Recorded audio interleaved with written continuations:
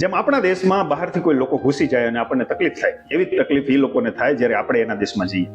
આપણે હમણાં જ જોયું છે કે સ્પેનની અંદર હજારોની સંખ્યામાં લોકો મોરોક્કોની બોર્ડરથી અંદર ઘૂસી જાય છે અને એ લોકોને બહાર કાઢવા માટે ત્યાંની સરકારને સારી એવી જહેમત ઉઠાવવી પડે છે. અને આ ખાલી કોઈ એક દેશ પૂરતો મુદ્દો નથી. જ્યાં પણ બે અલગ અલગ દેશોની બોર્ડરો નજીક હોય ત્યાંથી આવા બનાવો બનતા જ હોય છે. માટે આ ઇમિગ્રેશનનો મુદ્દો એ કોઈ રંગભેદનો કે કોઈ સંસ્કૃતિની આપલે થાય એના માટેનો મુદ્દો નથી, પણ આ મુદ્દો છે એક સામાજિક કરારનો કે જેની અંદર મુખ્યત્વે 3 શરતો રહેલી છે. પહેલી શરત એમાં એવી છે કે ઇમિગ્રન્ટ લોકોને દેશની અંદર આશરો આપવો. જે લોકો ઇમિગ્રેશનના ફેવરમાં હોય એ લોકો એમ માને છે કે બહારથી આવેલા લોકોને સાચવવા એ આપણી નૈતિક ફરજ છે. પણ જે લોકો ઇમિગ્રેશનના વિરોધમાં છે એ લોકો એમ કહે છે કે આપણો દેશ એ આપણું ઘર છે, આપણી બોર્ડરો આપણે નક્કી કરવાની હોય કે કોને આપણે આવવા દેવા ને કોને ના આવવા દેવા. એ આપણી કોઈ નૈતિક ફરજમાં આવતું નથી. બીજી શરત છે સંસ્કૃતિને અપનાવી લેવી. જો તમે બહારના કોઈ દેશમાં જાઓ છો ઇમિગ્રન્ટ્સ લોકો, તો તમારે ત્યાંના નીતિ નિયમો, ત્યાંનું સંસ્કૃતિ એ બધું તમારે અપનાવવું પડે.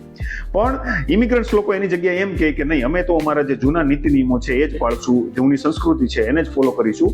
તો ત્યાંના જે મૂળ રહેવાસી લોકો હોય તો એ લોકોને એમ લાગે કે આ લોકો બહારથી આવીને આપણું જે કલ્ચર છે, આપણી જે આઈડેન્ટિટી છે એ લોકોને નુકસાન પહોંચાડશે. ત્રીજી અને સૌથી મોટી શરત છે સમાન અધિકાર.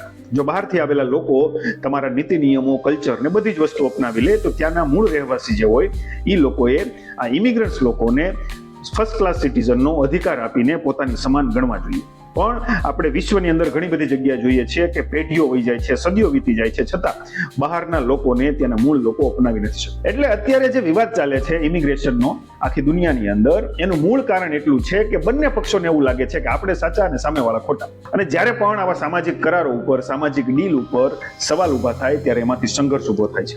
એવો સંઘર્ષ કે જેમાંથી આતંકવાદી સંગઠનો તૈયાર થાય છે અને એમાંથી અસામાજિક તત્વોને સમર્થન મળે છે. આના ઉકેલ માટે સામાજિક સહકાર અને સહિષ્ણુતાનો સહારો માનવ જાતે લેવો પડશે. અને વધુમાં જો આતંકવાદના ડરથી આપણે ખુલીને જીવવાની અંદર કોમ્પ્રોમાઇઝ કરીશું તો અંતે આતંકવાદનો વિજય ગણાશે. અને આની પછીનું ચેપ્ટર આખું આતંકવાદ ઉપર જ છે. સો ધેટ્સ ઇટ. આજનો વિડીયો આપણો આ બુક જે છે 21મી સદીના 21 પડકારો, જે યુવલ નોઆ હરારીએ લખેલી છે અને રાજ ગોસ્વામી એનું જબરદસ્ત રીતે ભાષાંતર કરેલું છે, એનું 9મું ચેપ્ટર કે જે ઇમિગ્રેશન ઉપર છે એના ઉપરનો હતો.